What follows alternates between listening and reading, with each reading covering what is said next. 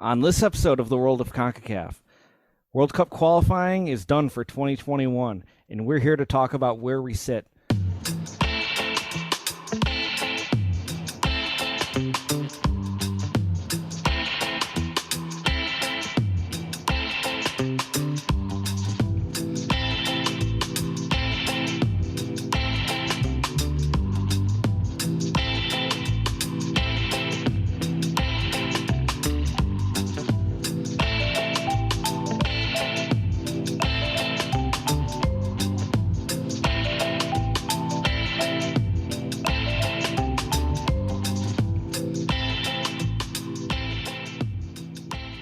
All right. Hello. Welcome to the World of CONCACAF podcast. I am Eric Schmitz. I'm Jonathan Slate. And I'm Donald Wine. And Donald and I are fresh off the plane from beautiful, warm, sunny, breezy Jamaica. Donald, how are you feeling right now? I need a few more Bob Marleys in my system. No, ladies and gentlemen, I'm talking about an actual drink that was called the Bob Marley. It was very, very delicious, and I had several of them. Yeah, I am jonesing already for more jerk chicken. But we'll be getting more about that in our CONCACAF laser focus. But World Cup qualifying, it's going. It's the most important thing we got going. So let's talk about it. So we'll just hop right into Scoreboard Watch. Window for November is complete.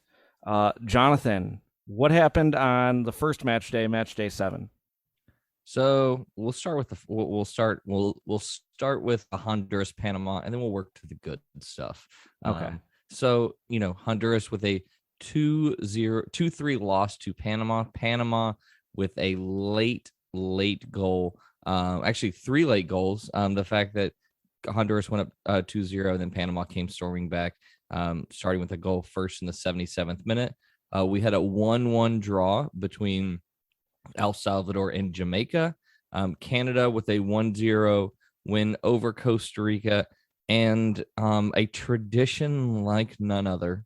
The United States with a 2 or dos, and Mexico with a 0 or a 0. 2-0, I believe, was the final score of that game. It's a multilingual scoreline for you. This is the multilingual scoreline. I mean, we could have done all of them, but I think it's most importantly that we put that one in for our Mexican listeners. Yes. Yeah. Now, I was the only one that happened to be at this game. Little inside baseball here. So I attended this game while Donald and Jonathan were at a wedding. We're in New Jersey for a wedding that all 3 of us attended on Saturday. So we want to take a time out on the podcast to congratulate our dear friends Joe and Millie on their wedding. Great times were had by all.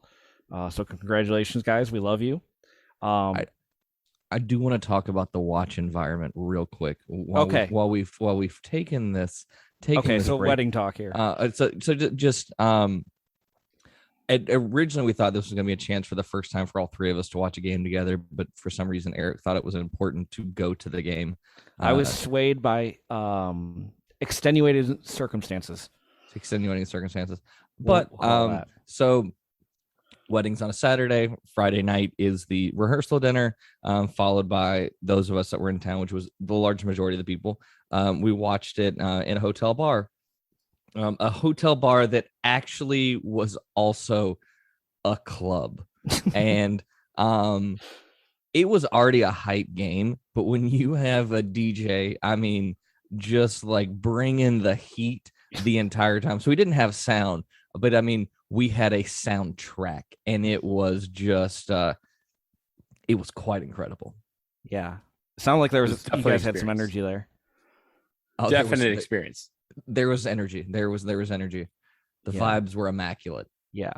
Well, I have to say, in spite of Ohio's reputation and the expectation. Cincinnati did very good.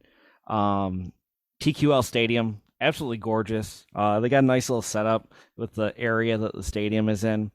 The energy in the stadium was pretty incredible. Now, I didn't attend the last U.S. home to Mexico game in the last cycle. That one didn't happen. Yeah. We're not going to go back to that. But for this one, the energy, the U.S. clearly picked the stadium because they wanted a home environment, and they got it. It was really good. The interesting thing is, like, I felt like there was a lot of fanfare. U.S. Soccer gave everyone like those light up wristbands that are like LED, like radio controlled things. Those things are expensive. I mean, I kind of know from working in the industry, those run like $5 a piece with all the programming and stuff like that. So 26,000 of them, like just for the pregame light show, it set them back a little bit. But when that game started, like that place popped off.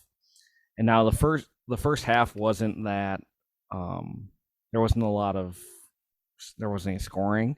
But the US pretty much carried play most of the game.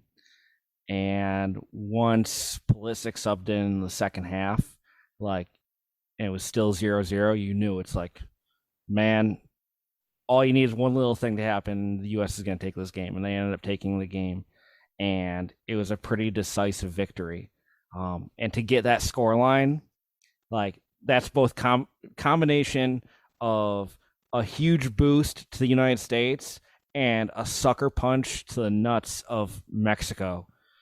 To have that happen to them again, losing to the U.S. for the third time in a year by that score line, absolutely brutal for Mexico. But you love to see it. You absolutely love to see it. Now, here's the thing: we got to talk about the thing, and you know what I mean by the thing. So, flashback to a couple days before the game. Mexico is in a press conference, and goalkeeper Memo Ochoa had some comment about, someone was trying to say, well, how do you compare Mexico's program to the United States? And he basically said, when we're who the United States sees in the mirror when they look in it, because we're trying to emulate them. Very innocuous comment, like whatever. Didn't really get a lot of fanfare before the game. But our American players, American players took note. They listened. They heard it. And fast forward to the day of the game, when Christian Pulisic scored his goal, he lifted up his jersey to reveal a shirt that had written in Sharpie, "Man in the Mirror." That's all it said, but those players knew what it meant. We finally figured out what it meant. And on top of that, and Eric, you can confirm this, after the game was over, they played Michael Jackson's "Man in the Mirror" throughout the entire stadium, and they had that queued up ready to go in case we won the game. So we talk about some of the banter back and forth and some of the CONCACAFing. That was grade A level bantering right there, because not only did they respond with something in kind, now it's the entire talk, and now Memo probably wishes he never said this random comment in his press conference, because they took that, and the smallest thing, ladies and gentlemen, can be used as bulletin board material. That was it for the United States. Yeah. Now, that goal was scored on the opposite end from where I was sitting. I was in the American Outlaws section behind the opposite goal. So we never saw him raise his shirt. We had no. And then at the end of the game, they're playing Michael Jackson. No one made the connection. Didn't make sense to anyone. It was after the game that we found out. It's like, oh, that's what happened. Like, it was just some little offhand comment by Memo Ochoa in a press conference a few days before that no one picked up on. All of a sudden became this flashpoint for the team and spurred them on to victory. And clearly it was like such a internal thing, like U.S. Soccer going to the DJ and being like, yo, when we win, you're playing this song. And you played it, and it was, looking back, like in hindsight, it it feels like such a moment. But I have to say, as being there, it's like I had completely missed it. I mean, I was even saying on the TV, like we didn't necessarily get a view. We saw him lift up the shirt, but we couldn't see what it said. I mean, we of course were able to go on Twitter and see it. I do like knowing that it was who I feel are probably two of I would put in the top 5 shithousers on the team as far as like just from a cheekiness. So we find out that it is Tim Weah and DeAndre Yedlin who are the ones that go to the equipment guy and was like, hey, so I want you to put this on the shirt that Christian's going to wear underneath his jersey. Put that on a t-shirt. But yeah, put it on a shirt. Speaking of putting it on a shirt, go check out the American Outlaws' newest merch. They have a really awesome Man in the Mirror shirt. Yeah. Now, we aren't going to talk just about this game. We're going to go back to and talk about these other 3 games because they are important as well. But just overall, Mexico losing 3 huge games to the U.S. in a calendar year. Actually, I mean, in the span of 6 months. Like, do you feel that the rivalry has flipped now officially when you go through have 3 separate competitions and 3 victories for the U.S.? So I just want to say this I'm going to address the Berhalter haters out there because there's a lot of them that listen to this show and every other show. Y'all need to come up with better material now. You do. Jonathan. You do. No, Nothing with the double thing, right? Here's the thing. When it comes to Mexico, that is our main rival. No team has ever beat the other 3 times in 1 year since 1937. 1937. Okay, so that's step 1. 2, I think the problem with the Berhalter hate, even after this game, there was Berhalter hate about how people wanted him to leave. A lot of those people wanted to be the U.S. coach in place of Berhalter is sitting on the Mexico bench. And that same coach, Mr. Tata Martino, a great coach, by the way, has just lost to the United States 3 times in 1 year. So the guy that was the direct competition that you thought should have sat in the chair couldn't beat the guy who was currently sitting in the chair that you don't think belongs in it. So I think when it comes to Berhalter, and it just that, I just want to address that because I think it's important for people to understand that when you beat Mexico, that is a major achievement. When you do it 3 times in 1 year, that is a monumental achievement. And for any coach who is a United States National League coach who sits in that chair, they have earned the respect to at least get a day where you don't talk about firing him. Tata, on the other hand, a lot of people talk about firing him because, as we will talk about, he had a very rough window. But I don't like that every single time that the United States wins, it's never Greg Berhalter's credit. If they draw or lose, it's always only his fault, and that's got to change. We as a soccer culture need to stop saying one guy gets the blame, one or these guys get the credit. Everyone, when the team loses, the team loses. When the team wins, there can be guys that can be singled out, but you have to give Greg Berhalter credit for how he put together this game, how he rallied his troops to go out there and beat Mexico, and to do it dos a cero. The one thing that we asked him to do, he did it. He deserves a lot of credit for it. Yeah, I mean, we can start naming names. I'm not going to at this moment. And this isn't a group of Berhalter apologists. It's just it's infuriating and intellectually dishonest. It's always the story coming out of this game was that the players did it in spite of him. When the team was just set up really, really well. I think one of the games that I do like, if we're going to talk about just the CONCACAF nature of and teams that are learning to CONCACAF, and we'll get to match day 8 later. But I do just want to talk about Canada, who is our small neighbors to the north is growing up before our eyes. They're finally learning to walk in the area of CONCACAF. They put it in the podunk area of Edmonton, and I mean, and the cold, and get a 1-0 against Costa Rica. Yeah, the minnow becoming a fish before our eyes in Canada. Tadpole becoming a frog. Yeah, the fish steelhead, if we want to get to Canada. I will say about also that game, I believe, is the largest attendance they've ever had for a Canada soccer game in that country. So 48,000 people there in the cold in Edmonton.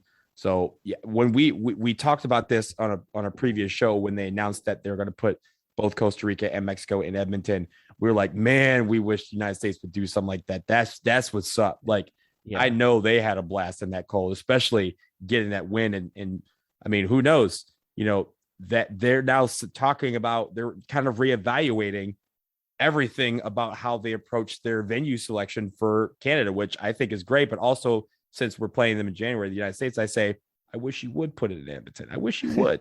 Go ahead. See what happens. No, it's like you kind of wish teams would embrace what they are. In Canada, it's fucking cold.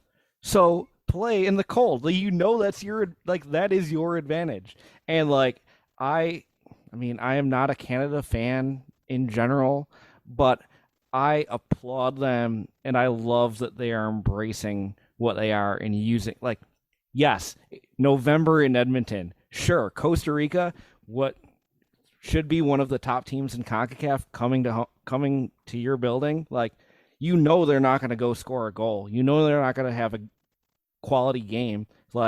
Go consider yourself in a good spot for 1 point and the chance to steal 3 in a big home game. And they went and got 3 points. That Jonathan David goal, that's all they needed. That sets them up to qualify. Just getting that result in that environment, that's the whole point. Use what you got. And Canada's got cold, and use it to your advantage, and they're doing that. Great to see. It's just like every other nation we go to. They have the little gamesmanship tactics, but in Jamaica it's always muggy, and in El Salvador it's we have smog someplace, or I'm sorry, Azteca, it's in altitude and it has smog, so you can't breathe. They embrace that. They deliberately say, oh, United States, oh, you're not used to this, huh? Well, you're playing here because we're used to it. And they just said, we're going to put it in the cold and snow. And I hope you brought parkas, and I hope you our target's closed. You can't get none. So I think that was really good. Yeah. Because wasn't it last cycle that Honduras played the U.S. at home in the middle of the afternoon? Mm-hmm. Yes. Yeah. They'll play us at 3 p.m., because they want us to be at the bulk heat of the day and mugginess, where in the 30th minute, our guys are gassed and their guys this is just an evening after, lovely afternoon stroll in the afternoon. Oh, you guys are tired. Mugginess. You guys are tired, huh? Yeah. Weird how that happens. So yeah, big win for Canada. We should touch on these other games too. El Salvador, Jamaica 1-1. Jamaica, Mikel Antonio, the guy that we've talked about for months, making a big impact. He comes on as a sub and gets them a 1-0 lead in El Salvador, which we went to El Salvador. That's a tough environment to go into, and to put yourself in a position to be ahead in the last 10 minutes. Fantastic work for Jamaica, who was needing a result. And then Hugo Perez's squad gets a goal 90th minute on a header by Alex Roldan. Two dual nationals making big impacts for their team. And then the other match of the match day, Panama 3, Honduras 2. Honduras blowing another second half lead at home. It's absolutely brutal times for that program. I did see some stat. I could be wrong, so I'm going to put it on wax here anyway. This was the first time that a team had come back from down 2 goals in the 75th minute or later to win in World Cup qualifying in CONCACAF, ever. Yeah, I believe we've had teams draw. The United States was one of them, 2009, the Jonathan Borstein game. was a down 2 with about 10 minutes left, but we drew that game. We didn't win it. I think this is the first team to win it. Yeah. So Panama just absolutely killing it out here, getting a win in Honduras. Like, you get a couple wins on the road, and you're in a position to qualify here. Yeah, and I know for the teams in the top 3, really did not want to see Panama. I mean, this was the first game, so we saw this before the other games took place. But I think that if Panama loses that game, that puts them in a place where we start to see some separation between the top 3, between the automatic qualifying spots and the 4th place spot.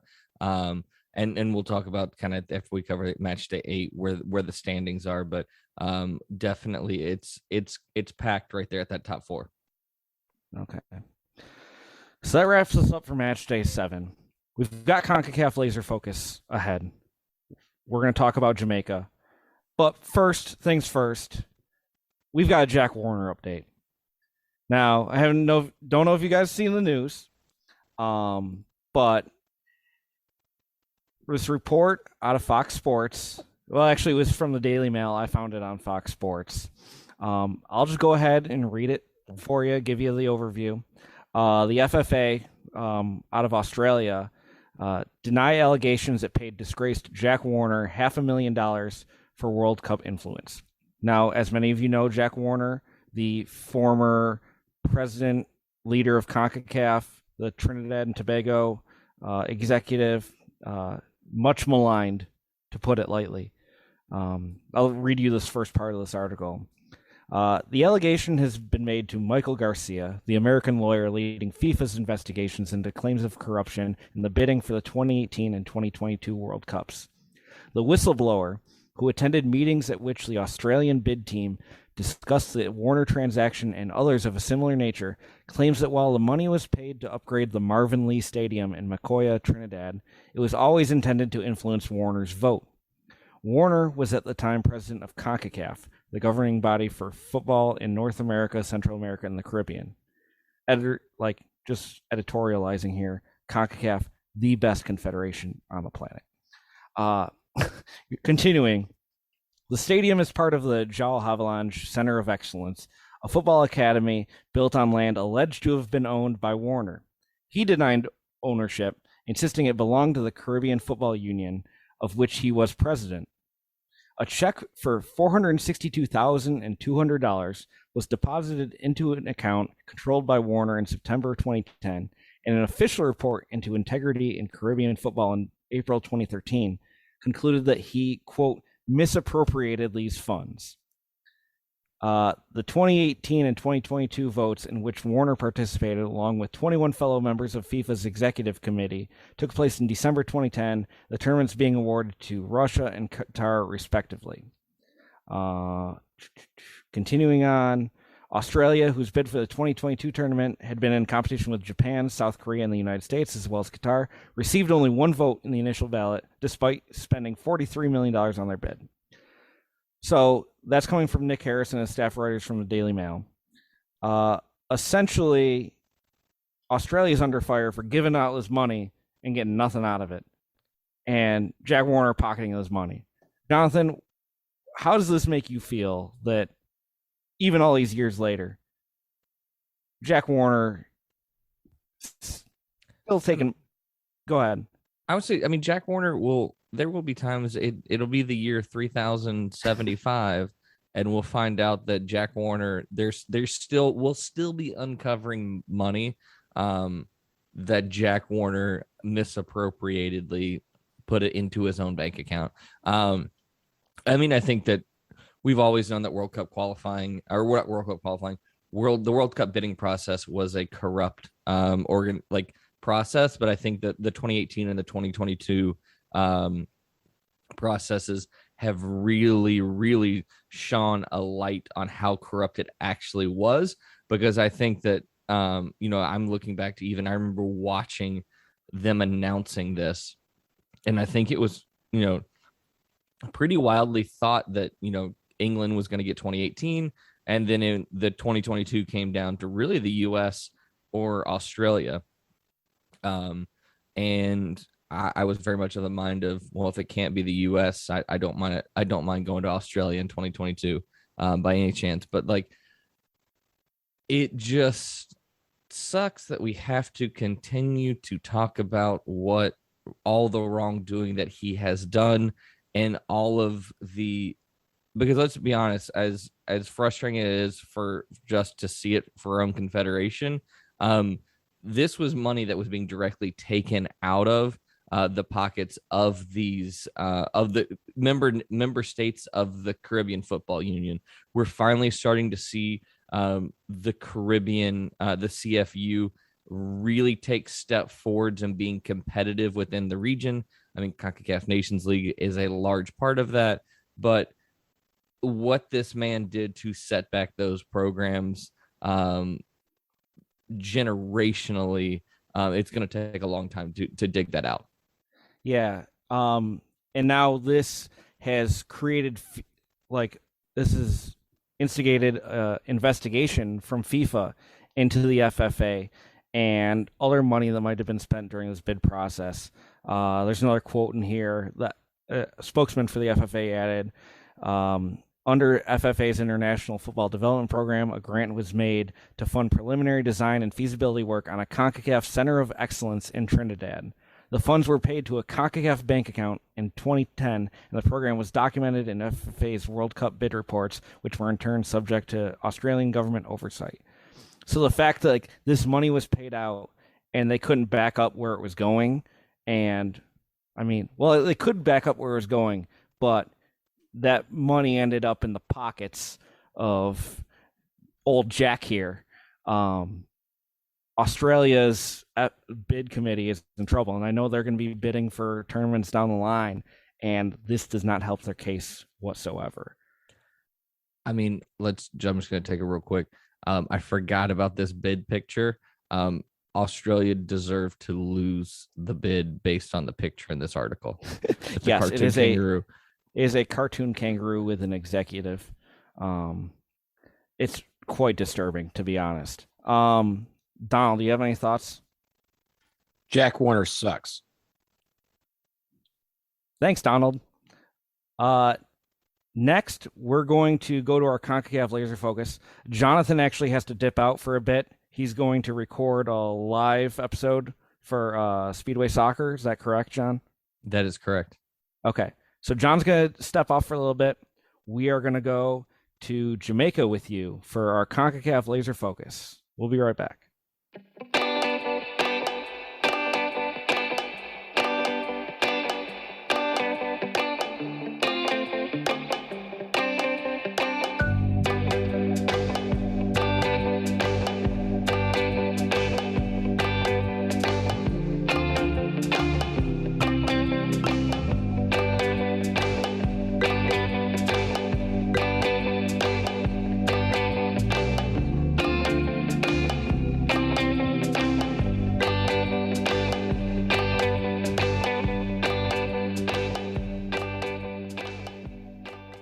Okay, it is time for this edition of CONCACAF Laser Focus. And this edition is about Jamaica. Donald, have we been to Jamaica? Oh, I've been many times, but have you been to Jamaica? Yeah, I was going to say, we were there this week. I mean, we literally just got back yesterday. So I still got a little bit of sunburn. It's been that recent. So we're going to talk about Jamaica.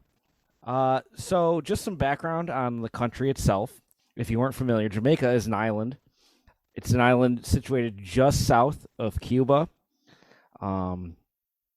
Jamaica, actually, for us English speakers, Jamaica is the third most populous English-speaking country in the Americas, behind, of course, U.S. and Canada.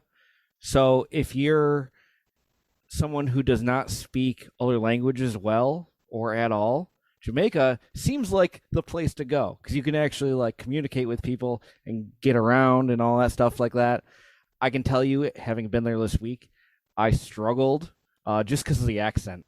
I'm deaf, very, very bad with hearing people, and you feel like an idiot not even able to understand people speaking English. But The thing Go about ahead. it though, right? Like I lived in Miami for a few years, right? So I had Yeah. that. I've been to Jamaica several times, so I had that. Where you struggle, and where a lot of people struggle, even here in America, is that they're wearing masks. So when you have an accent, your instinct is to try and read the lips to kind of formulate what they are saying to match the sound that you're hearing, but you can't do that when it's muffled behind a mask. And we've experienced that. I'm sure in Nashville you'll hear someone say, talking in a heavy Southern accent, and you're like, what did he just say? That's Yeah. the reason. It's not necessarily the accent is difficult. Some Uh-huh. are very thick, but the mask was really an issue Yeah. for a lot of people. Yeah. And I mean, to be honest, like everyone was wearing masks. Like it was great Everyone. to see, like, yeah, it's like there was the expectation that everyone was supposed to be wearing masks, which with the way things have been in the US recently, you're kind of jealous. Everything was pretty safe there. But anyways, Jamaica, much like the story we've heard before, the indigenous people of the island got visited by a fellow named Christopher Columbus back in the day, who showed up and wreaked some havoc on the people who were already there. They originally, after Columbus showed up, Spain kind of ran the island for a bit before England conquered it in the 1600s, and they renamed it Jamaica. Now they were under British colonial rule for a while. As we've discussed many times on this podcast, imperialism not it's a recurring theme in this region. So that long British rule definitely had a lot of effects on what Jamaica became. Hence the English speaking that they have now. Well, they Jamaica, also have little things too, right? Like they drive on the left side of the road. They're one of a few countries that still drive on the left side. They drive on the left side of the road instead of the right because of that British influence. And, I think up until even a few years ago, the Queen of England was the head of state, or at least the ceremonial head of state in Jamaica as well. Oh, still is. Jamaica is a parliamentary democracy and a constitutional monarchy. The Queen of Jamaica is the Queen, even still. I mean, they've independently ruled and things of that nature, but the Queen is still the Queen to them. They did get their independence in the mid 1900s. Right now, the country is kind of struggling with some violence, things of that nature. But if you're an American, odds are if you've traveled to the Caribbean, you've probably been to Jamaica. Tourism is huge there. It's a big part of their economy. We spent time in Montego Bay. We're going to talk about that in a little bit. Jamaica got their independence in 1962, and they are still in a developing country. But another thing that's developing there, especially of late, is their soccer. Donald, do you want to tell us more about the soccer in Jamaica? Yeah, well, it's funny that you mentioned that it's been developing because the Jamaica Football Federation, or the JFF, is one of the oldest federations in CONCACAF. It was founded in 1910. It's older than the U.S. Soccer Federation, which was 1913. So Jamaica's been around the block for a long time. They got FIFA affiliation in 1962 and CONCACAF affiliation in 1963. So just in generally, how the structure of the pyramid goes, in addition to the men's and women's national teams and their youth national teams, we have a men's domestic league pyramid, which has several leagues, as well as the domestic cup, which is the JFF Champions Cup. So I'm going to talk a little bit quickly about the women's national team, the Reggae Girls. Obviously, we have the Reggae Boys. The Reggae Girls obviously takes their name from that. Girls with a Z. Yes, with a Z, Reggae Boys with a Z, because that is the Jamaican flair. But the thing about the Reggae Girls is, again, they've been around since 1991, so they're more established as a women's program. They may not have been very good, but they have improved tremendously over the past few years. Their highest FIFA ranking ever is 50th, which was in March of 2020, and they're currently 51st. So they're right hovering around the best that they've ever been. If you go back to 2018, They qualified for the 2019 World Cup by finishing third in the CONCACAF Women's Championship, which was kind of an upset for them to beat the likes of Mexico and Panama to get into the World Cup. They lost all 3 matches in France. They only scored 1 goal, but that wasn't what was important here. What it is there's a sign that after 30 years of a program, they're ready to attempt to make the leap into becoming one of the top 3 teams in CONCACAF and one of the top women's programs in the world. That is their goal right now. Right now, they're just on the cusp of, they're not going to be competing with the U.S. and Canada on the women's side for quite a bit, but they're starting to get to that point where they're going to contend with Mexico and Panama and those teams to try and be that third option for CONCACAF when it comes to World Cups, especially as the World Cup for the women starts to expand to 32 teams. The one thing about the women's team right now that is a black eye right now is that they're currently without a coach. Their coach, Hubert Boosby Jr., was suspended a couple of weeks ago indefinitely by the JFF. He's a Canadian-born coach and was coaching for the women's team of the Vancouver Whitecaps back in 2010 and 2011. He was accused of sexual misconduct by a player who he coached on that team. So he was suspended indefinitely. We don't know what his status is right now, but it does not seem like he will be back on the sidelines anytime soon for the Jamaica women's national team. So we will see what that means for the program, immediate future of the program for Jamaica. But I think when it comes to the talent that they have and the talent that they're producing, we're seeing a lot better players coming out of Jamaica, and it's making, again, everyone not named United States or Canada on the women's side, they're a team that kind of look at as an example of how to grow and how to just blossom into one of the more established and better programs in this region. Yeah. And one of the things I like about that program is, I mean, we talk about how a lot of these countries just don't get the support for their women's national teams that they should, not from the federation. The Jamaican women's national team actually has support both as far as awareness goes and financially from Cedella Marley, Bob Marley's daughter, who has taken it upon herself to really boost the program, give it some money, give it some funding. And you see, as part of the growth, like what that kind of support can do for a program like this.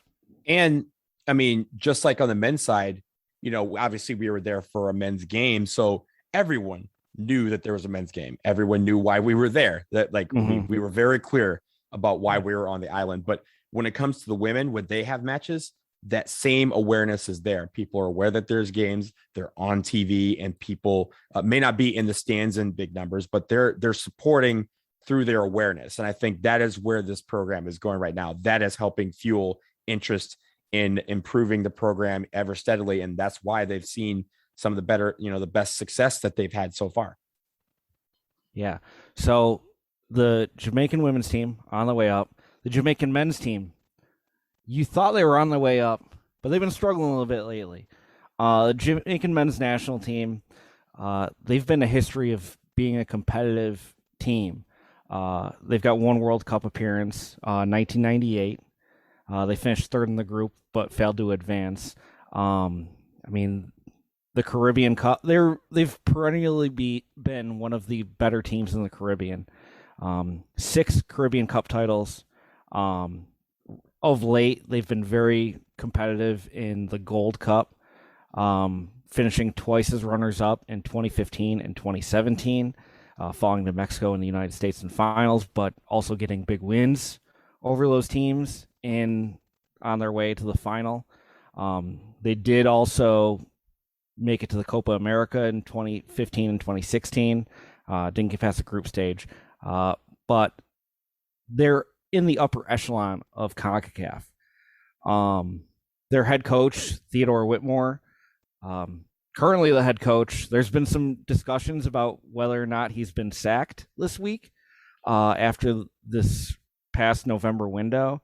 The JFF has come out and disputed those, that he's been sacked and replaced. So he's currently still the head coach. right now they're not in a good position for qualification, which is somewhat disappointing because one of the things about their program, and we've discussed this many times on past episodes of the podcast, is that they've really emphasized finding dual nationals and going across the ocean to England and to Europe to find players to help build up the program. One person we'll be talking about very shortly when we're discussing the next match, Mikel Antonio, huge addition. That's a talent they don't typically have. But really the backbone of this national team right now, Andre Blake. Arguably, with him and Keylor Navas of Costa Rica are the two best keepers in the region. With a guy like that, you're always competitive. They have been struggling in qualifying right now. It's tough sledding for them to try to make it back to the World Cup. As we said, they've only qualified the once in 1998. But it's a program that has a lot of potential with this influx of new talent right now. So we went and saw this team in action at their home stadium, the National Stadium at Independence Park. Donald, what are your thoughts on the vibes of the stadium? Or do we want to go? Do we want to get the full trip in first? We could do the full trip because honestly, I think it's important to talk about this trip compared with past ones that we've done there.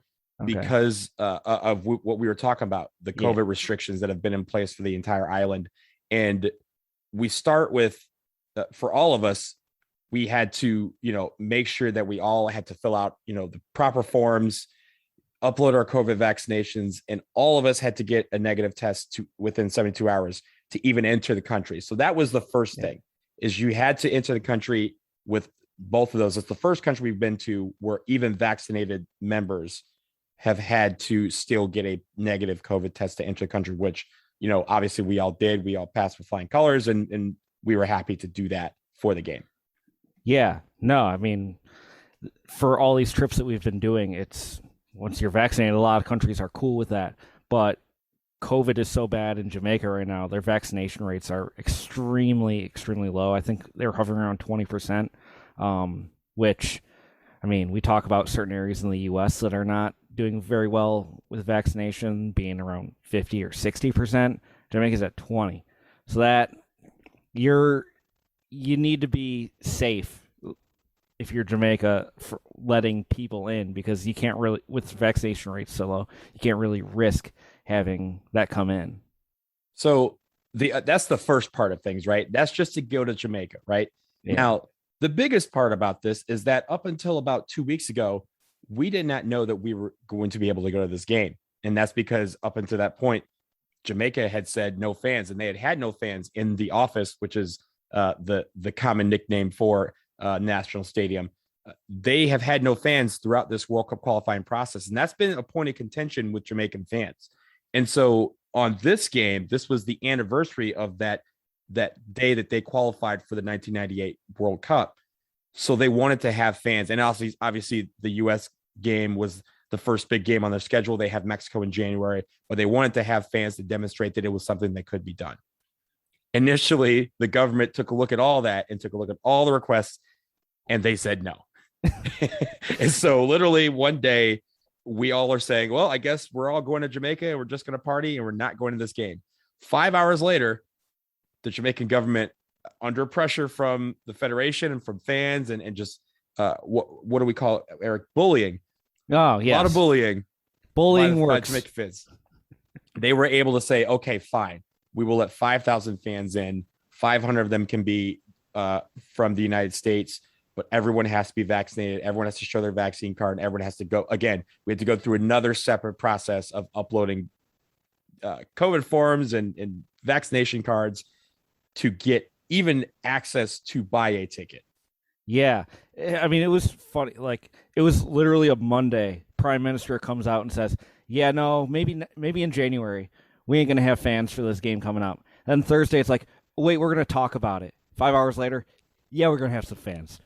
Yeah, I mean, it wasn't. You said Thursday. No, it was literally all that day. The prime minister announced it, and then the U.S. Soccer and Jamaica both had a joint statement that said there will be no fans of this game, and we're like, okay, well that sucks. And then like 5 hours later, Jamaica was like, just kidding, man. Like we're doing this. So on top of that, this was probably the key where a lot of people were like, oh, well, you can't go. The current COVID restrictions state that for anyone traveling to tourist destinations, which are all in the northern part of the island, they call that the resilient corridor or the tourist corridor. You cannot leave that to go anywhere else on the island, namely Kingston, where the game is being played. We are all staying in Montego Bay, which is in that resilient corridor. And technically, it was illegal for us to travel throughout the country to get to Kingston for a normal person to do that.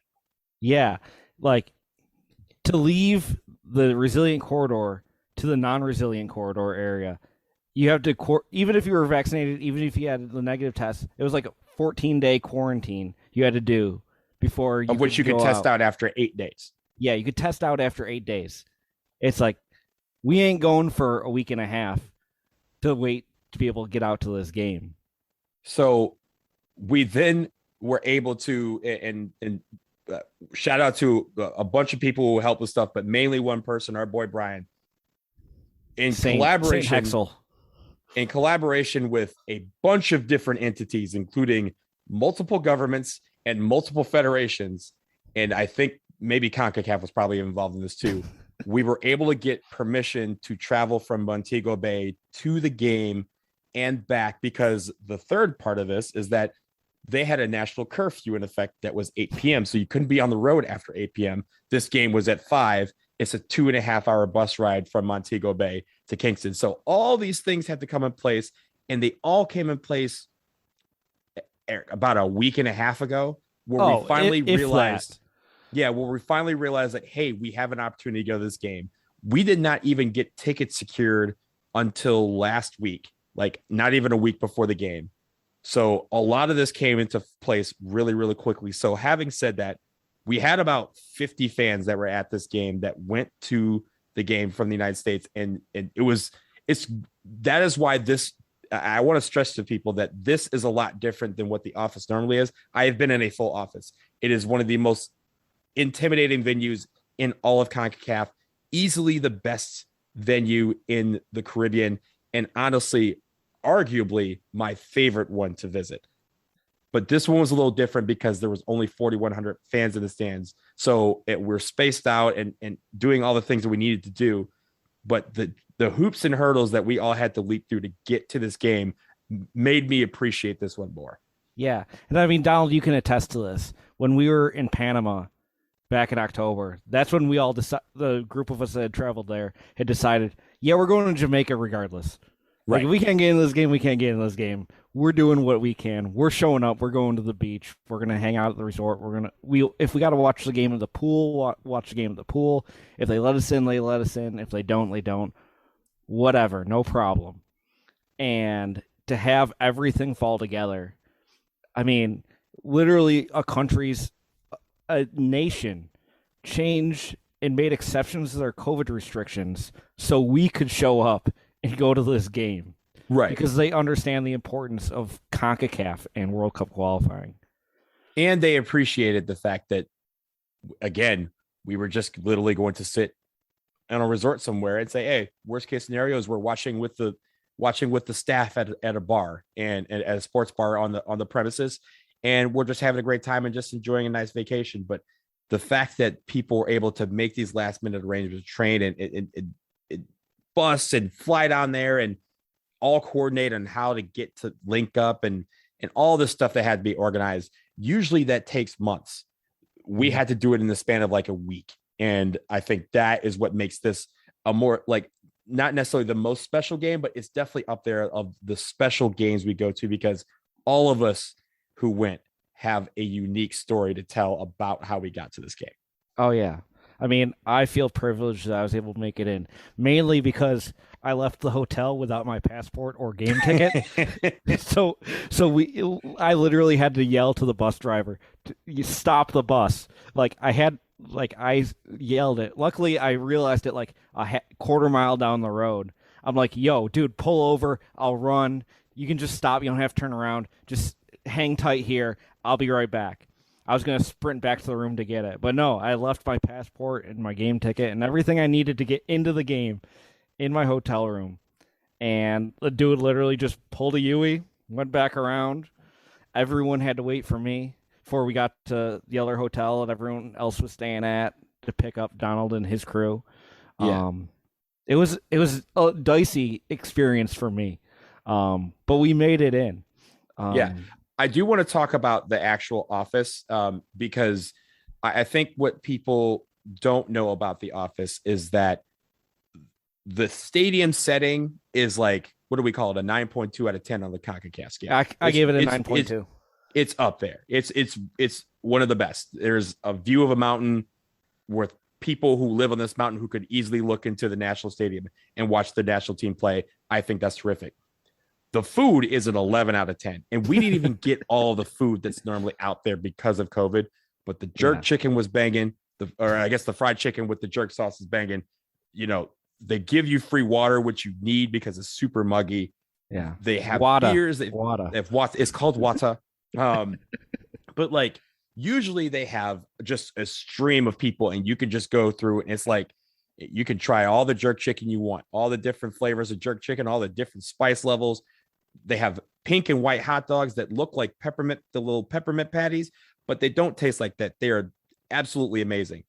The only thing that we were robbed of is the entire like murderer's row of the food line. We just had a couple of vendors that were out there because of COVID, but those were still banging as well. I think everybody, that man made a lot of money on Tuesday because everyone who got off the bus bought chicken from this dude because he was the only guy out there serving food, and God bless that man.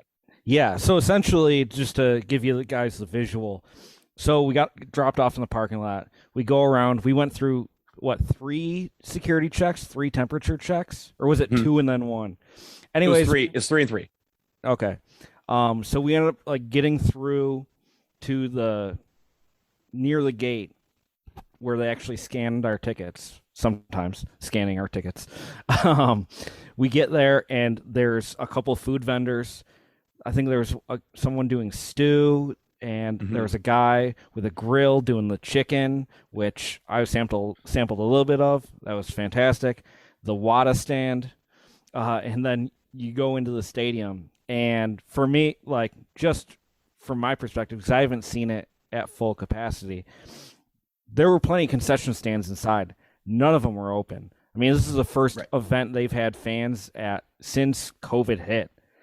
So there's, especially on late notice, and with a reduced crowd, like you understood that why there was nothing inside. The perk of that, of only 4,100 people, recorded attendance, 4,100 people being inside that stadium, bathroom lines were great. That was great. Wait, you had a line? Because there was none. Like, yeah, but they literally said you can bring whatever into the stadium. So there was the guy selling the jerk chicken. You could have walked in with that. The Wada that they were handing out.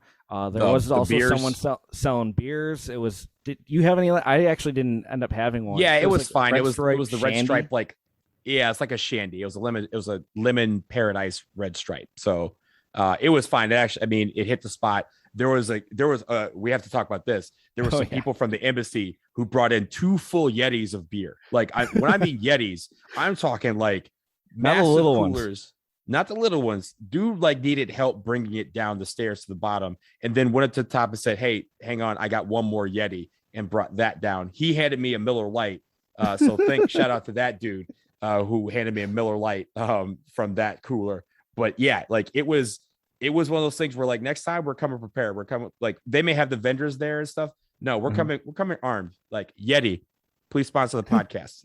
We're gonna need you next time. Well, also, Miller Lite, please send us some fine Pilsners. I mean, if there's one thing that I did not expect on this trip is to see people drinking fine Pilsner beers in that stadium. Yeah. For this game. It's the first time for everything. Yeah. But no, like the stadium itself, for me, not having been there, like just we were on the camera side, so we got the full mountain view in the background. And just like one of the things I love about CONCACAF, just at stadiums in general, if you can see like landscape outside the stadium from inside the stadium, you're winning. Like, Yeah, that just absolutely. adds the experience. I mean, like Monterrey is the famous one in Mexico where you see like the giant mountains in the background.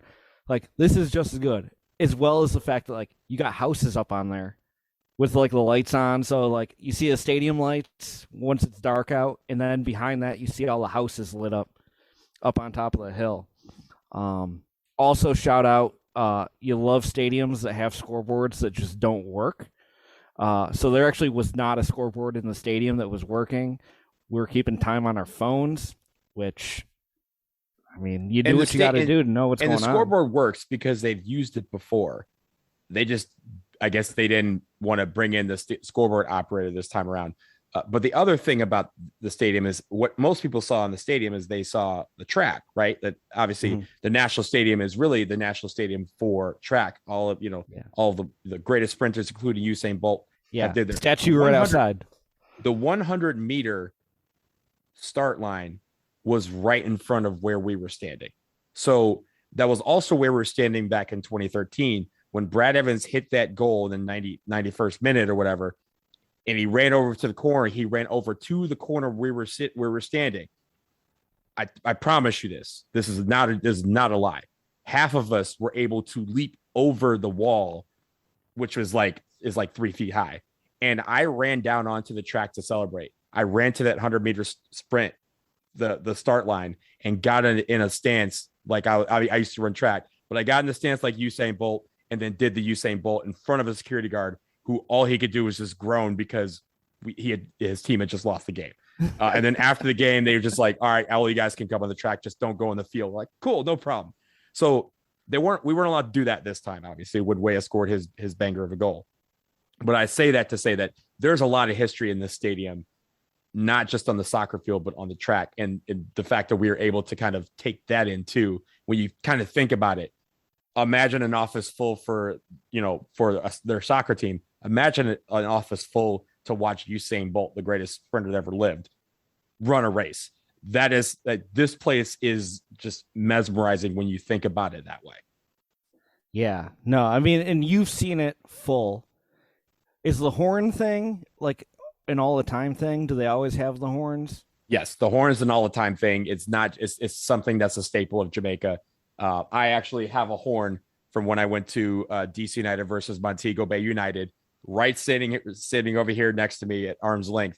But the horns are a thing, and it's not like the vuvuzelas. I honestly tuned them out, but a lot of people said on the broadcast that they were super loud on the far side. But on our side, there was just a couple of people that had horns, so it wasn't as bad. But on the other side, if you were sitting over there, I think there had probably been a couple of spats, a couple of arguments with people saying, yo, stop blowing that in my ear. But no, those are a thing. Yeah. I mean, you don't really get a lot. We were spread out. They had actually put like pieces of tape on the seats for everyone to like be every other seat. And then they ended up coming and yelling at us, telling us to be every other row. It's like they wanted everyone to be spaced out. So you didn't really have your neighbor stand next to you blowing a horn the whole game, fortunately. But yeah, I mean, for the amount of people they got in there, it looked like more than 4,100 to me. But either way, it was good to see. The environment, even though it was kind of quiet at times, it was quiet enough that you got to hear the thud when Michael Antonio hit that shot. It was that shot silent when he hit that. I mean, that shot, because that was also on our end, as you know. So when he hit it, like half of us are like, huh, that looked pretty good. And then you hear it hit the boom off the crossbar, and half of us just go, oh shit, wow. And even the fans, like the Jamaican fans, kind of like, wait, did he do that? Did that go? There's like a 2-second pause of sound from when the ball goes in to the time they realize that it went in and that it was a banger, and they all celebrate.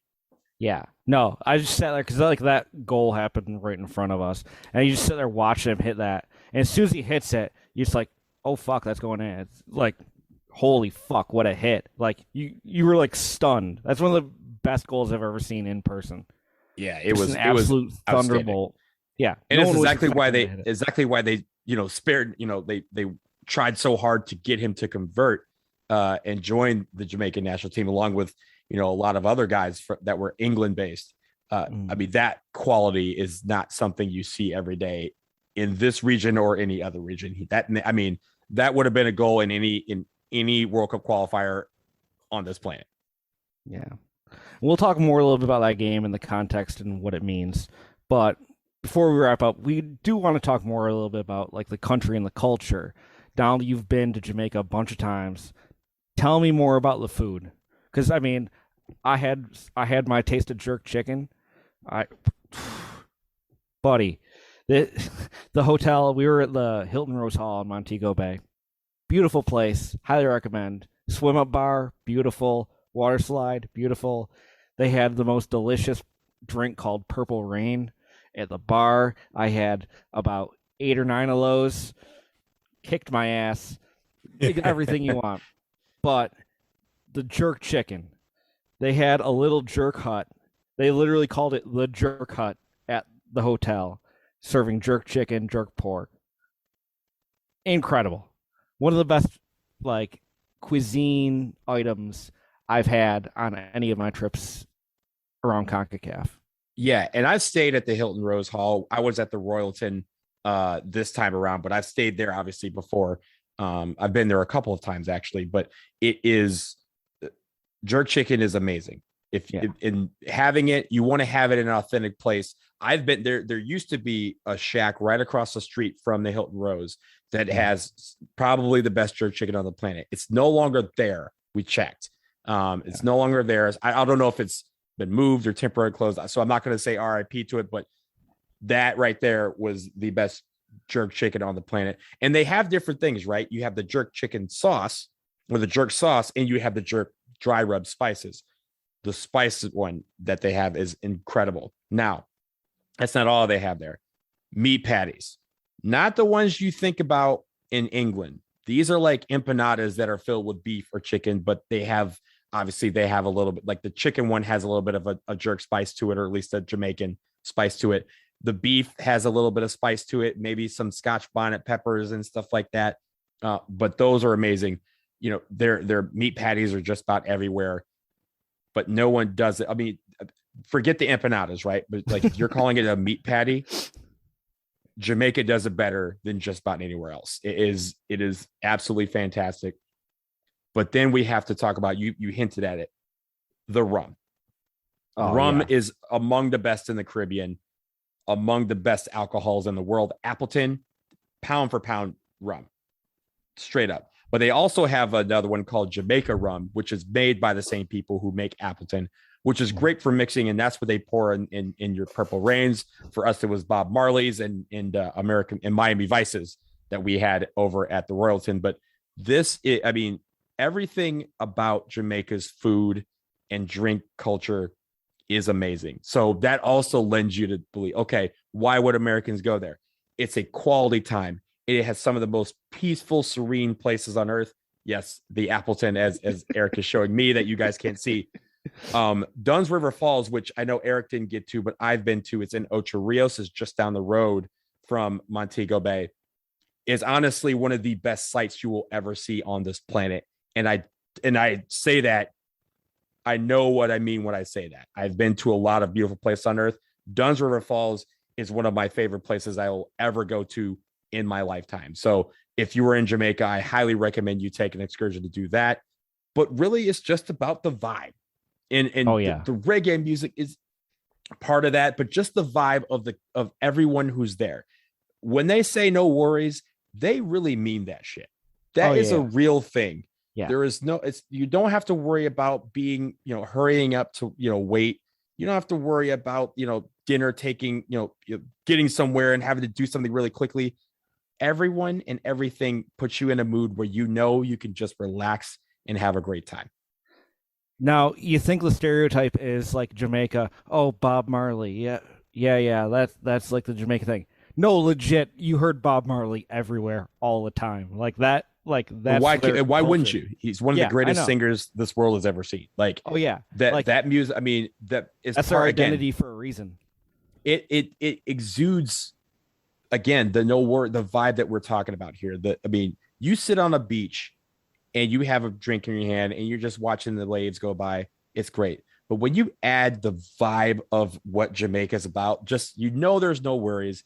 Like you have this drink in your hand and you have 20 minutes that you don't have to worry about anything except how good that drink tastes, about how beautiful the water looks, about how fine the sand is, and just have that music just kind of in the background. It is a soundtrack to life. And that is why so many people enjoy going to Jamaica normally. But for this particular group of people who went, the 40 or 50 or so who did that, that's why I say this one's a little bit more special, because for everything that it took to get down there, we didn't have to worry once we got there. And I think that is the real key here. There's some games where you kind of have to still worry about different things. But other than Eric, forgetting his passport for 5 seconds and his ticket, there was nothing to worry about on this trip. Everything turned out the way it was supposed to turn out. And I highly recommend, when we talk about all these countries, we're going to give you reasons why to go to all these countries. Everyone who listens to this podcast or any other should go to Jamaica in their lifetime. It is honestly one of the most relaxing places you will ever visit. And I cannot wait to go back. Yeah, no, I mean, this was my first time to Jamaica. This is actually my first time doing an all-inclusive. I tend, like, if we didn't do the trip to Kingston for the game, where we drove through the whole country and got to get out, see the stadium, be in Kingston for a little bit, I definitely would have felt like I didn't get the true Jamaican experience. But I think that was enough of a taste where it's like, okay, I highly recommend, if you go, don't stay at the resort the whole time. Even though it's awesome, you could do the water slide all day if you really want. Do the lazy river, like, that's fun and great, but you're really not getting a taste. It's definitely the all-inclusive resort. It's definitely it's kind of isolating from what the true vibes of Jamaica are. But I'm glad we got a taste of both. Come back with some great memories. Come back with a nice bottle of Appleton Estate signature rum. I cannot wait to break into this. I picked up at the airport. Very good. Also, completely unrelated. So I got this at the duty free, and I had it in my carry-on, because they seal it up when you buy it at the duty free. They opened it when I went through security in the U.S. for my connection flight. Like, this is the second time they've done it. It's like, all right, if you're gonna crack it open, then why are we sealing it in the first place? Yeah, they do that, and they told me it was because they crack it open to make sure that it hasn't already been cracked open. But then you tell them, well, you just cracked it open, so now it is cracked open. So what do I do? And they go, oh, you're fine. We're just gonna put a TSA tape around it and give it back to you. And that's what they did. So yeah, I didn't bring any bottles of time. back. Yeah, I didn't bring any bottles back because my dad still has a bottle of Appleton 12 year that I'm trying to get from him. But Appleton is readily available wherever you may be. It's just in Jamaica, there's a couple of different brands that they have that are a little bit rare that you want to get. And I think that's what Eric got. Oh yeah. Yeah. So I'm looking forward to breaking into this. So yeah, Jamaica, what a time. Do you want to do a real team or fake team? You know what? I hate doing it without Slate, but I think I got it. So I'm going to ask the questions. Yeah, he's still busy. So I'm going to ask the questions. And as you guys know, this is real team or fake team. This is honestly, this is probably what a lot of you fast forward to if you're skipping. Yeah. Because this is the meat. The episode. This is the meat of this podcast. So real team or fake team. I will give Eric here a series of teams, six names of teams that may or may not be real Jamaican soccer teams. This week is Jamaica, obviously. So Eric, you got 6 chances. You've had some struggles in this, but we all have. But are you ready to go?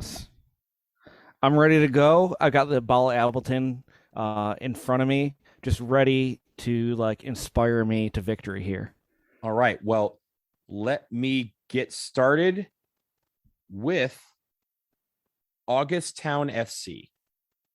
That's real. August the month. Yeah, that's real. That is a real team. That team was in the first division. It's been bouncing around between the first and second divisions of Jamaica. The next one is Dunbeholden SC. And Dunbeholden is all one word. It's all one word. Is there a capitalization anywhere in the middle of the word? There is not. So just one word. Dunbeholden FC? Mm-hmm. That seems ridiculous. Yes, that's got to be a real team. That is also a real team. They are currently in the first division. So you're 2 for 2. This is good. This is good. Okay. Now keep in mind what Jamaica is all about. Vibes. Black Stars FC. Is that with an S or a Z? It is with an S. See, you would think that, it's got to be Jamaica. It's got to be a Z. But the S makes me do like the reverse psychology. Mm-hmm. I'm going to say that's a fake team. That is a real team. Black Stars FC is a real team. Obviously, Black Stars, some Ghanaian nationals, I believe, founded that team. They are in the second division currently right now. So you are 2 for 3. 2 for 3. Still doing pretty good. Okay, yeah. 2 out of 3 ain't bad. 2 out of 3 ain't bad. Yep. The next one is Falmouth. Excuse me, Falmouth All Stars. Well, I know Falmouth is a place. All Stars with an S or a Z? This is also with an S. I think that's real. That is a fake team. Oh, come on. I believe Falmouth does have a team, but it's not All Stars. So Should've you are known. now Probably be a Z. We're now 2 for 4. We're getting down to the last couple. And the next one I have is, and this may trip you up, Marley FC. Marley FC. I think that's fake. That is fake. Although Bob Marley was very, very much into soccer. And if you watch any of his documentaries, you know how much he loves soccer more than he actually loves singing. The one thing he said he'd always bring on a trip, on a tour, was not his guitar, was not anything else related to singing. It was always a soccer ball because he would always play pickup games. He did not have a team, at least one yet named after him, which honestly, Jamaica, get on that shit. Like it's 2021. That man deserves multiple teams. 3 little birds united. Right. And the final team is Jamaica Easington Rasta Kickers FC, and the Z. I'm sorry, the Kickers is with a Z. There's no way that's real. That's fake. That is a really fake team. Yes, that's really fake. God. If you notice the acronym of that team, Jamaica Easington Rasta Kickers. Oh, you jerk. You jerk. Yes, I am a jerk. And so would that team be if it was real. So you did good. You did 4 out of 6. Which is very, very good. You're right at. I don't think anyone's gotten 5, or did someone get 5? I think my second time out I got 5. I really got to put that scoreboard together. Yeah, I know. Like the standings, you had a 3. Everything like you've that. had a 3. You've had a 5. I think I've had a 4 and a 3. And I think Slape is very, very consistent with 4. So and obviously we have a couple of guests. So that was real team or fake team. You did pretty well. 4 out of 6. Yeah, I feel good about that. We're going to go ahead and take another break. Sounds like Jonathan is ready to rejoin us. So we'll spin a little bit of music here, set the mood back, and then finish up, talk about World Cup qualifying.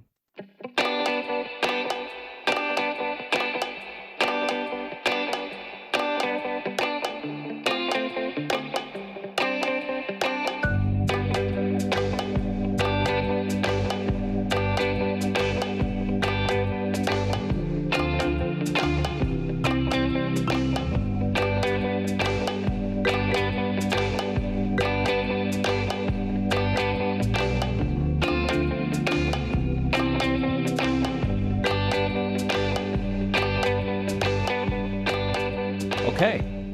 Thanks for listening to our CONCACAF Laser Focus. Jonathan has rejoined us. You good to go? Yeah, I'm good to go. Okay, so let's get right back into Scoreboard Watch. Match day 8 on November 16th of 2021. What happened on match day 8? Well, I know you guys touched on this, and I'm sure you touched on Laser Focus as you guys went to this game, but Jamaica with a 1-1 draw over the United States. Mikel Antonio with a wonder strike to draw that game level. His first goal outside of the box for club and country, which I think is a really interesting, just absurd. Just we saw history. We saw history. This is great. That he's never scored out, and so Costa Rica with a 2-1 win over Honduras, Panama with a 2-1 win over El Salvador, and then the CONCACAF game of the round. No, not game of the round. I would say that game of the match day. Game of the match day. Canada with a 2-0 or 2-1 win.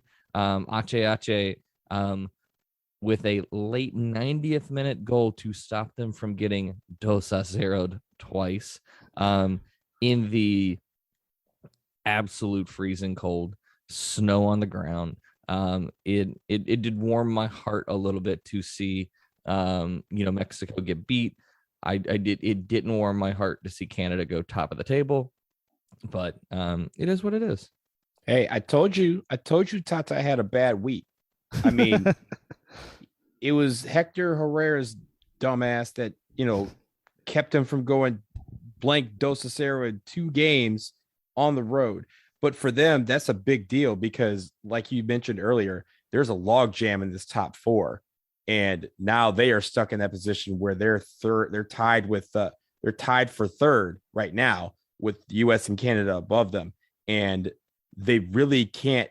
I mean, they play each other next round, but like Mexico is like, hey, if we want to finish top of the table, which they always do, they need a lot of help now from other teams who are playing the United States and Canada. And that's not something they want to ask other people to do. And there's some times where they're going to have to root for the United States or Canada, which I know they hate doing. Yeah. I mean, we'll get to the implications of where all these results left us at the end of this window. But just on this game, freezing cold, it was below freezing, snow everywhere. It looked like the night before that it was going to be played in a blizzard and a snow globe. They ended up getting to clean off the field. The snow stopped. It was nice. 44,212 at Commonwealth Stadium in Edmonton. Just absolute fantastic turnout for Canada. 2 goals from Kyle Larin. And then that late 90th minute goal to pull within 2-1. I mean, Mexico was pressing at the end. They might have been able to steal a draw at the end, but Canada out-CONCACAF'd them for sure. The one thing that was interesting to me is it got chippy at the end, so there were some yellow cards handed out, which, as we saw with the U.S.-Jamaica game, the U.S. was without Weston McKennie because of yellow card accumulation, and that can bite you in these situations. But yeah, you have huge win for Canada's program. I mean, that's probably their biggest home win ever. Easily. I would think so. Yeah, I mean, the last time they qualified for the World Cup was 1986.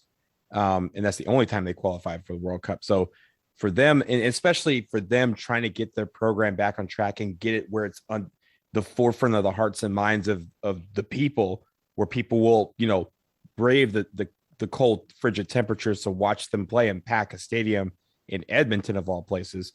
Like, that was a big step. Like, because if they do all that and they lose, nobody's doing that again, right? Like that. I mean, if you think about it from the U.S. perspective, that's how Columbus became the thing, right? Because they had it once and it worked. So they tried again, it worked again, and they kept doing it until it didn't work anymore. This is now something where next cycle, or even further down the line for this cycle, Edmonton may be one of those places that they consider because they remember the magic that was created on this particular night.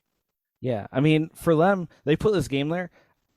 I mean, when you plan this game, you're Canada. Like, a draw would have been a win. but to go get 3 points and do it pretty decisively. I mean, you were leading at halftime. You make it a 2-0 lead. You carry that 2-0 lead into the 90th minute. Like, they controlled a good chunk of this game, and Mexico was clearly put off by the conditions. Like, even without the victory, it was a victory for the Canadian soccer. Yeah, I mean, and to kind of move us on to, I mean, I think looking at other games in the round, because I feel like we focus, on U.S., Mexico, and Canada. I mean, Costa Rica with a late winner from Torres to keep them in. I want to say we're going to kind of talk about where these teams sit later on, but really keeping them in the hunt of the pack for qualifying for the next round, or for the World Cup. Yeah, no, I mean, if Torres doesn't steal that win for them at the end, I mean, Gerson Torres is a young player that should probably be getting more time for a Costa Rica team that's been playing a lot of old players. To steal 3 points in a game they needed to win. It's weird to say that they stole 3 points. I mean, when you're scoring 90 plus 5, that's stealing 3 points. But that's a home game against another bad team in this group. Honduras has not been quality at all, and you needed 3 points, and they got it. That's a huge result for Costa Rica, because you might as well put the nail in the coffin if they don't get 3 here, but they do. And the same thing for Panama as well. I mean, Panama has been trying to fight to kind of stay in contention, and getting that 2-1 win at home against El Salvador. Again, another big home victory for them that puts them into 4th place, which is that playoff zone. But they're still, on the inside looking in instead of the outside looking in when you're looking at the standings. So that was a huge result for them as well. Yeah, I mean, for Panama, like, they go down in the first minute at home to El Salvador, and again, they come back in the second half and get 3 points. Like, it was the first, it wasn't even the first minute. It was the first 15 seconds. Yeah. I mean, to get punched in the face like that in a home game that it's El Salvador, like, you're supposed to beat them at home if you think you're going to qualify for the World Cup. And to come back in the second half, being down 1-0 at halftime, getting 2 quick goals, and then locking it down. Listen, I don't have the official stats. I had been looking at this earlier, and I forgot to write down the actual numbers. But in the last 4 cycles, I think Panama's only lost 2 games at home. They might not win every game, but I think they've only had 2 home losses in qualifying in the last 4 cycles. It's something ridiculous like that. I will figure that out, and I will post it on the Twitter. But you can't go into Panama and expect a win. They're going to get a result out of it. Yeah, they've played very, very tough for everyone down there. I mean, you're talking about the couple of wins that they had, a couple of losses that they've had at home. One of them, you have to go all the way back to that game that the United States played on the final match day, the San Souci game in 2013, where they ended up losing that game after being up 2-1 in the 89th minute. Yeah. I mean, Panama, we've been to Panama. Like, they've got a great environment. That team is just playing extremely well. And I think we can move on to where the standings lay. Jonathan, if you want to give us our standings. So yeah, so ending the match day, so Canada top it with 16 points. The United States in second place on 15. Mexico with 14 points, up on goal difference over Panama on 4th at 14 points. Costa Rica in 5th and 9. Jamaica in 6th with 7. El Salvador in 7th with 6 points, and then Honduras, basically eliminated at 3 points. And just talking about that late Costa Rica goal, I mean, that's a difference in them from being only they're 5 points back, which is a pretty big lead, but not insurmountable for them to advance to the at least get 4th for the Interconfederation playoff. But being 8 points behind is basically an insurmountable lead. So I think that's it's a really good place for them to be. With that win, I mean, not great place, because they definitely want to be qualifying for the World Cup, but for a team that's in transition, it's good to see, they're still able to get a few results here and there. And the important thing about the top four of the standings right now, as you mentioned, Canada, US, Mexico, Panama, is that we already know, obviously, the rest of the schedule. And when it comes to Mexico, not only did they really just go over in this window, they had the late goal against Canada as the only goal they scored. But now they enter a phase where they have the toughest schedule remaining of the top four. That includes not one, but two home games that will be behind closed doors because of the infamous chant that they have been continually doing. They only have a couple of games after that because remember, they've only had one or two games at home that have had any sort of fans in there because they've had other ones behind closed doors. They have the toughest schedule remaining. Canada is second, the United States is third, and Panama has the weakest of the top four, the weakest schedule of the top four teams remaining. So that will be interesting to see how that plays out over the coming months. Yeah, and I mean, even with Costa Rica getting those 3 points in that last match, you still have that separation between fourth and fifth. A 5-point gap. When you have the 6 matches remaining, like there is time to make that up, but there's going to be a lot of draws. It's not going to be 3 points every window, every game. Like Costa Rica has got to come out and have a really good January if they want to have any chance. I mean, Jamaica, they're on their last legs, sitting at 7.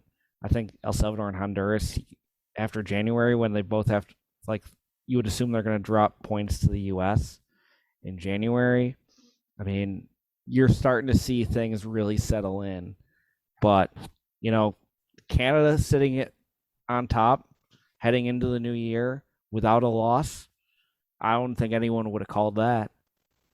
And look, now when you're in the top 3, especially the United States, Canada, Mexico, they can look at the magic number now.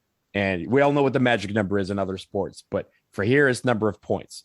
What is the maximum number of points that other teams can get, and what do you need to do to eclipse them to make sure that you're in first, second, or third, especially in even the fourth position?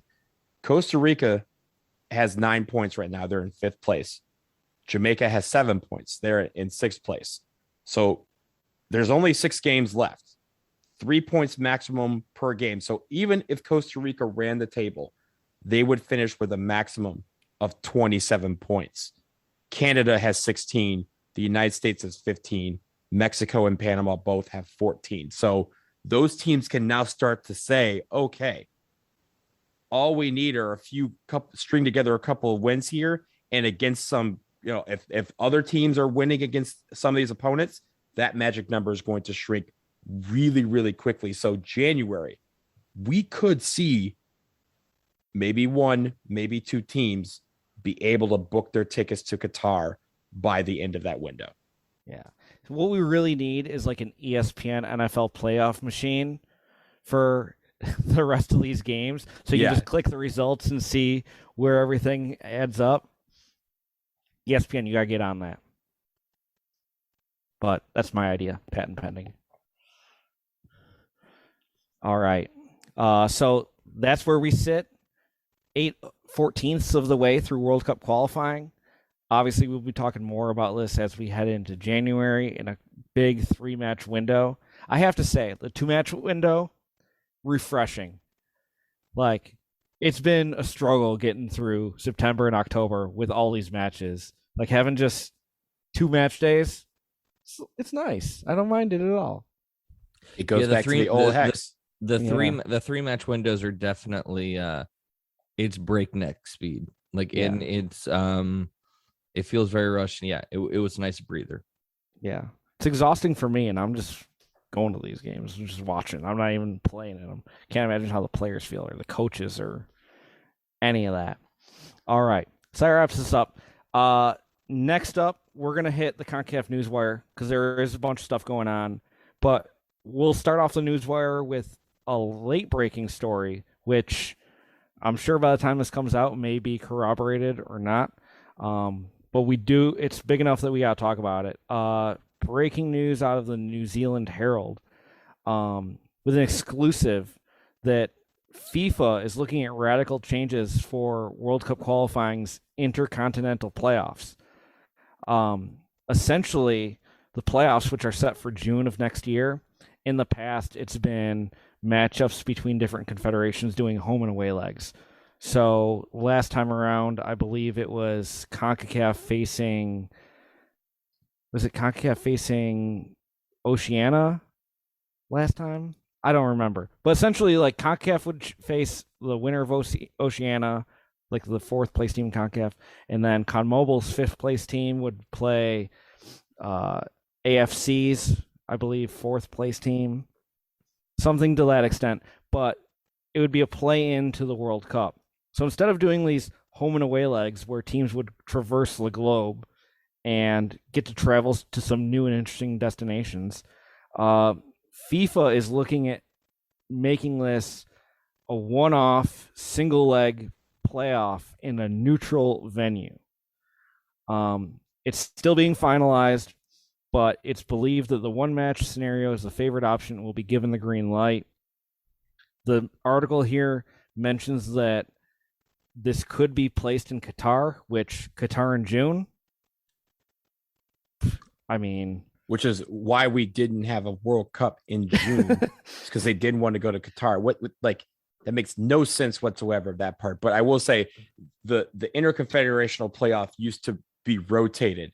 So obviously there's 4 confederations that have a half spot: CONCACAF, Oceania, Asia, and CONMEBOL. Last time in 2018, Honduras ended up playing Australia, which is now in the AFC. So that was a little switch. It was 2014 where Mexico played New Zealand last time. Before that, in 2010, it was Costa Rica played Uruguay, and there was actually like a little bit of hullabaloo in that playoff because, as you guys know, UEFA has their own playoffs with 8 teams to fill their final 4 spots. Yeah. Jonathan, what are your thoughts on potentially changing these intercontinental playoffs? I mean, for me, I hope that the U.S. is never in this situation. We had this conversation the other day. My heart can't take the fact of like U.S. not auto qualifying. So I just don't even want to think about it. But I mean, I think in especially the COVID world where, we've had such a compressed schedule, to throw in an additional 2 games is a lot. And then it may make sense. I hope it isn't the norm going forward, but then the norm going forward is that like 75 teams will qualify for the World Cup, and we're going to host it every like 6 months. So what does life matter?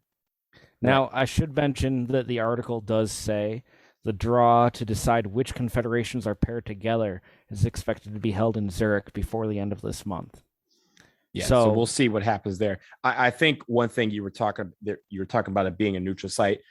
I don't necessarily like the neutral site for this reason. At that point, I feel like you've gone through World Cup qualifying with your home fans being a part of that process. Why not? Why remove them from that final round of that process? Especially for these 4 teams, it is the final round of their process. It's an extra step. So instead of having it in Qatar, why would you, again, you moved the World Cup to November because you didn't want to have anything in Qatar in July. And I see Jonathan flashing the money symbol because that's why they're doing it. So here's the best scenario. Put it in the United States if you're going to do a neutral site. You know why? Because does not matter who those 4 teams are, they will be able to have fans here in the United States. They will either be able to travel in, or they have a fan base already present on these shores. It makes sense and you can put it in an NFL stadium and make tons of cash on there. So if you want to appease all parties, but also make it so that fans can still be a part of that final step, put it in the place where fans can be a part of that final step. If it's not their host countries, put it in the next place. It's the United States. Put it in South Beach. Yeah. Put it somewhere, a destination where everyone who's here, and especially for CONCACAF, that obviously would give CONCACAF and CONMEBOL an advantage because their fan bases will travel here. And if they're not already here, they will have people at those games. And that's what makes a World Cup qualifier so special, is the fans. That's what we've kind of been robbed of during this window at times, or during this tournament at times. But don't take it away from them at the final step when they need their fans the most. Put it where their fans can get there. Well, the article, I mean, it's out of New Zealand. It mentions that New Zealand, which typically is the Oceania qualifier that plays these games, this is like the game that's an automatic sellout.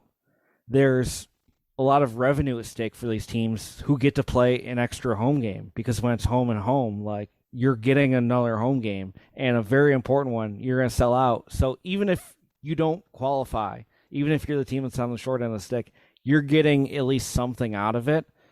You're taking that away from them. And with this, I mean, with the format change going forward, this is the last 32 team World Cup. You don't know how they're going to do playoffs going forward. Changing this one, I mean, it's kind of unexpected that they're going to go straight from the format this late in qualifying.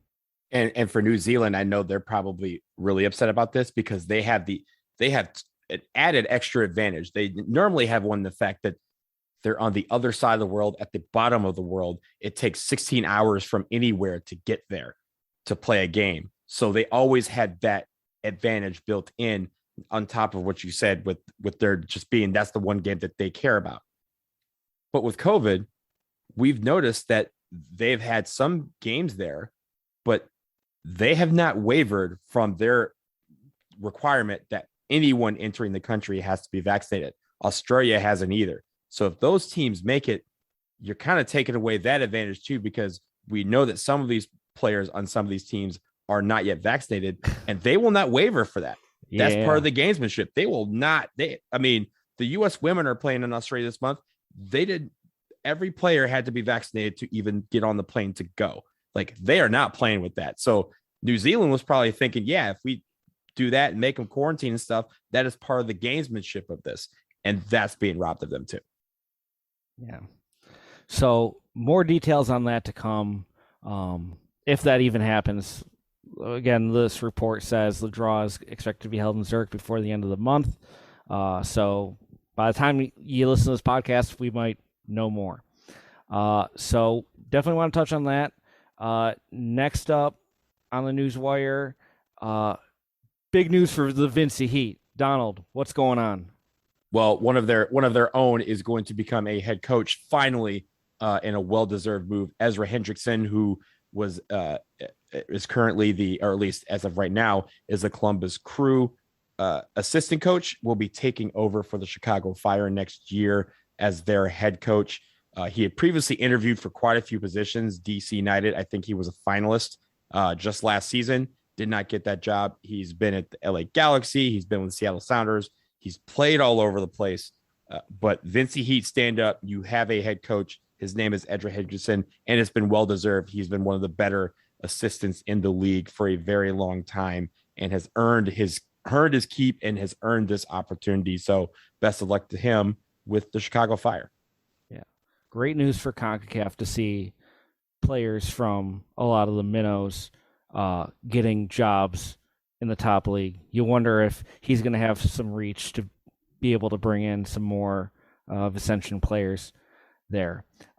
Next up, Jonathan, what's going on in Champions League?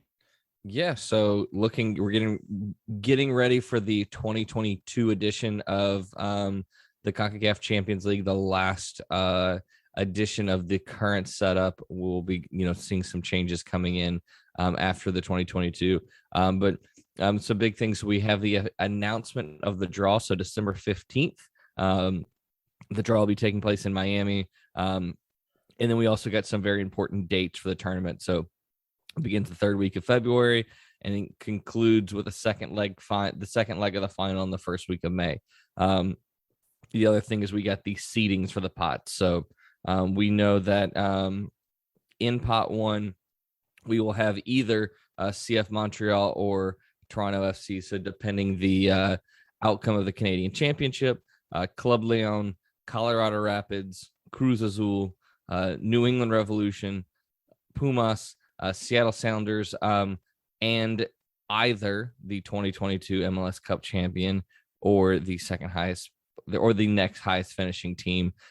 If it is the champion comes from one of those three teams, it will be Nashville SC.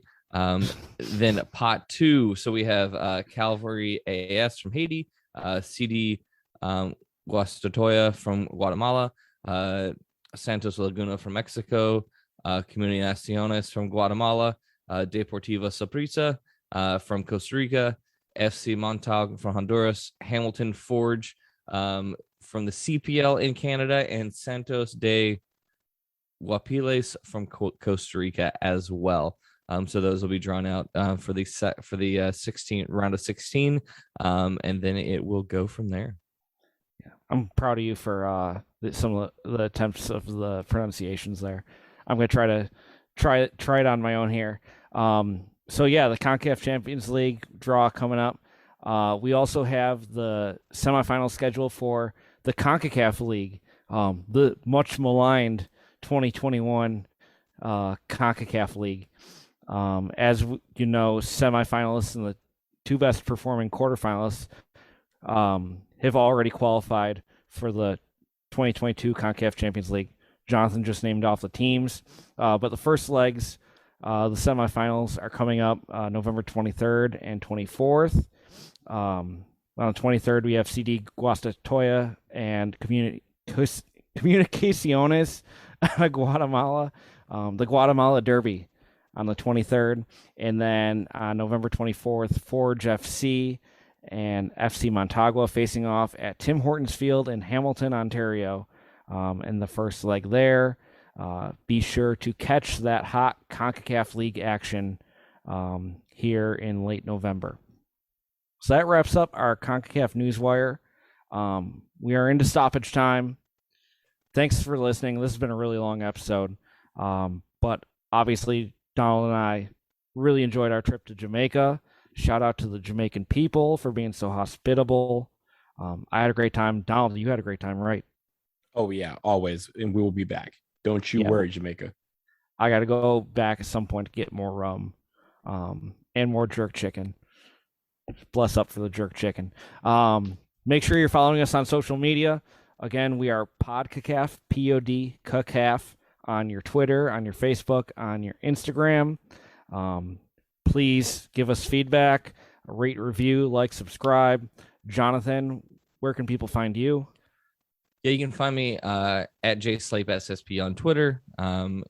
Broadway Sports Media at Speedway Soccer.